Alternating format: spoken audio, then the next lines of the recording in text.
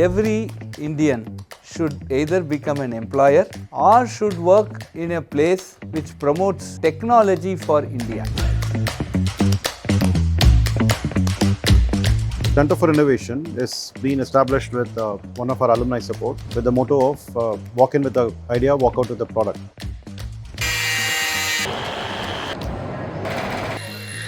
Avishkar Hyperloop started at the Center for Innovation, which is going to make India a superpower in 2047.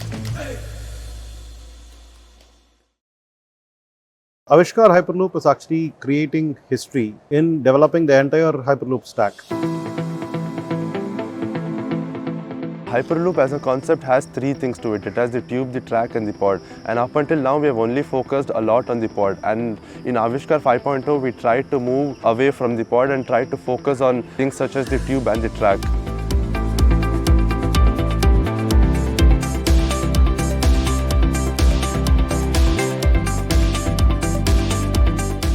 Avishkar is a very unique team because when we say a student competition team, it's a complete student competition team.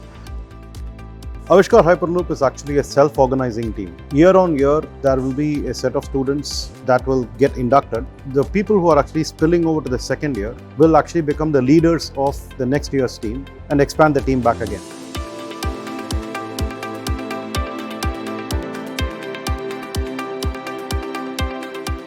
We have something called a knowledge transfer period in our team. As soon as people are inducted into the team, we spend about 1 or 2 months just teaching them on what all has happened in the previous years. And beyond this, we don't leave them restricted there. We give them full freedom to go and explore out. Once the team progresses from one term to the next term, the seniors who were in the team don't feel like leaving the team. And even if in the next tenure they are not a part of the team, they do come to the workspace.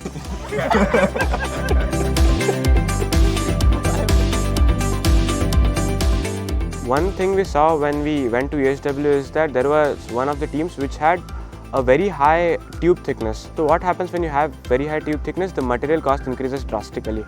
And it's an Indian mindset to think about the cost first.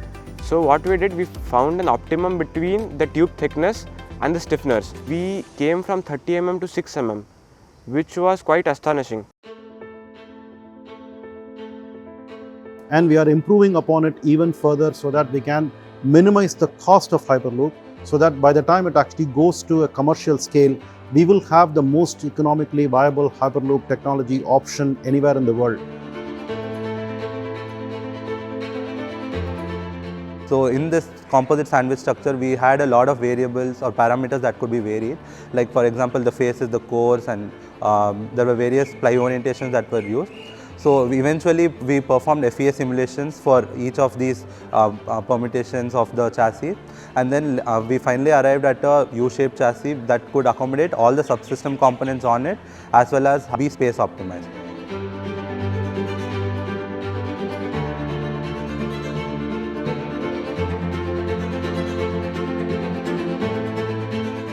Electrical integration, our main challenge that we faced was to integrate all the subsystems together when they come on pod. So before we put it on the pod, each of the subsystems were tested separately and they were working. So finally when we put it on pod, we had to integrate them, and communication was a major issue. We solved this issue majorly this year by using a robust CAN communication system, and this has made debugging the system a lot more easier. So a lot of research and literature survey was done in 5.0. Basically, they were weighing out all the options which were available for us to do levitation. They finally chose a mechanism called electromagnetic suspension, which is in short EMS. The biggest challenge when it comes to levitation is the controls aspect of it, because we operate at such low air gap, which is approximately 8 mm, let's say. The control needs to be highly precise, highly reliable and very fast. To solve all these problems, we decided to take baby steps. We wanted to solve one problem at a time. So the first thing we did was something called the 1 degree of freedom test setup. So here the EMS is allowed to go only up and down. Our next step was go to something called a 3 degree of freedom test setup, which is much closer to what's happening in the pod. We were successful in making that 3 degree of freedom test setup levitate. So from the previous pod to the new pod, the major changes which we have made is implementation of DC braking. So previously we had been using electromagnetic braking, and now DC braking is a much more effective way of braking. And another small change which we have made is that a way to implement bidirectional runs. 3, 2, 1, start. DC brakes. So we'll change the direction now. Start. The business subsystem is quite possibly the most diverse subsystem in our team. All the way starting from funding our team and all the way to designing social media and handling all our social media and website pages. When you collaborate with industries, they have a different perspective to what you have designed. After all, it's our tube and we want to get it manufactured in the most easiest and the most feasible way. So we decided to go ahead with what was the solution given by the manufacturing company, that is L&T. Back in 2017, we had started as a fun student team.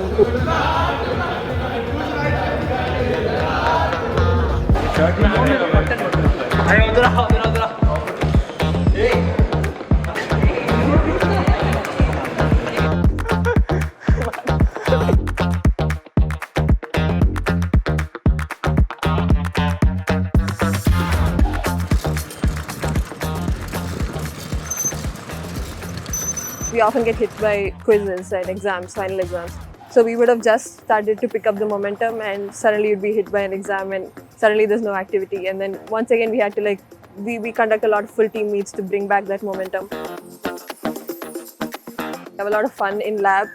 We could be working on the most biggest project and we could still have a blast doing it. The EHW itself is configured to keep up with schedules. They have several stages of design document submission that have deadlines that the students actually work towards. By the end of the first week of June, we had actually planned our pod run, but unfortunately, we were way behind in our schedule. And that 1 week was actually point when the true Avishkar came outside and the true culture of Avishkar came outside.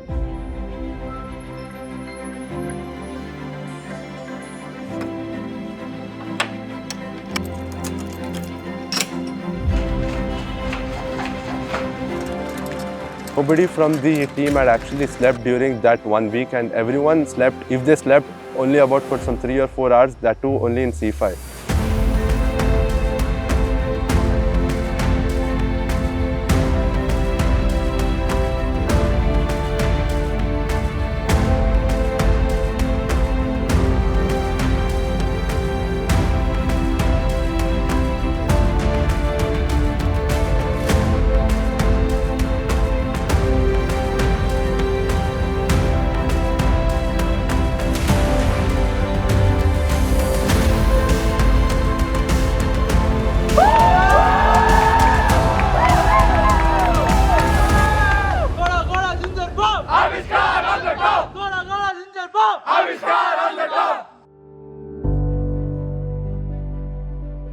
One of the first most significant teams of Avishkar is the Avishkar 2.0, which participated in the SpaceX Hyperloop pod competition back in 2019.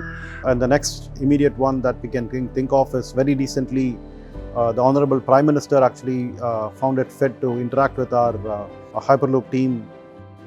And subsequently, we have had the Railway Minister spent a significant amount of time with the students, and he awarded the approval of the project.